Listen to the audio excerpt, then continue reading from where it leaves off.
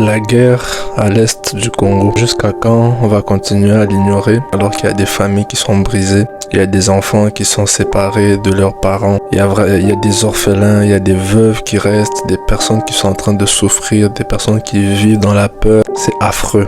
C'est très affreux et nous sommes tristes d'en parler aujourd'hui. Personnellement, c'est pas le genre de contenu que je fais, mais j'ai eu à cœur de le faire parce que je crois que la voix de chacun est importante. Et c'est justement pour ça que dans cette vidéo, je vais parler de 3 choses que nous pouvons faire pour pouvoir soutenir notre pays durant cette crise qui dure des décennies. Ça fait vraiment des décennies. Moi, c'est personnellement depuis que je suis né. En tout cas, du moment où je suis devenu conscient, j'ai commencé à entendre déjà ce sujet de prière. Prions pour l'Est du pays. Et ça dure depuis longtemps.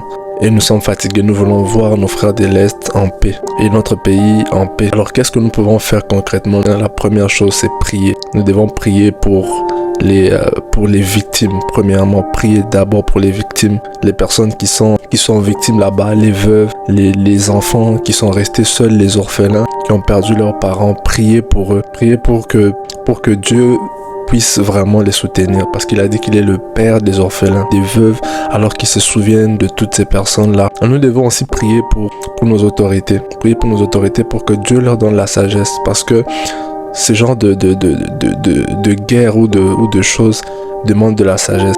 Et désolé de dire ça, mais nos autorités manquent de la sagesse pour gérer ces conflits.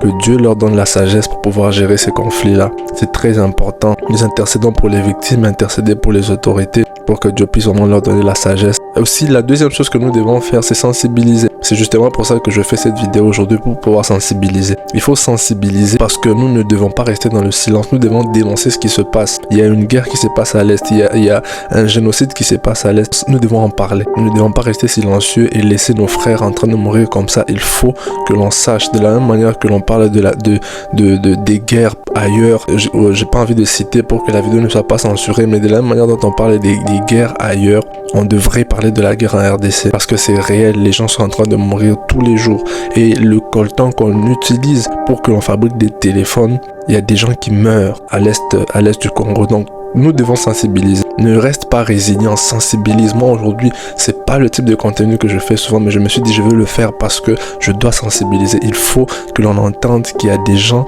qui meurent innocemment à l'est du Congo. C'est important. Et la troisième chose, la dernière chose, c'est aider concrètement. Si vous avez la possibilité de soutenir avec des initiatives, des ONG, des œuvres caritatives, soutenez ces personnes-là, envoyez quelque chose. Il y a des organismes qui peuvent passer dans ton pays, si tu es dans la diaspora ou peu importe. Si tu as des gens qui sont là-bas, tu peux aider directement.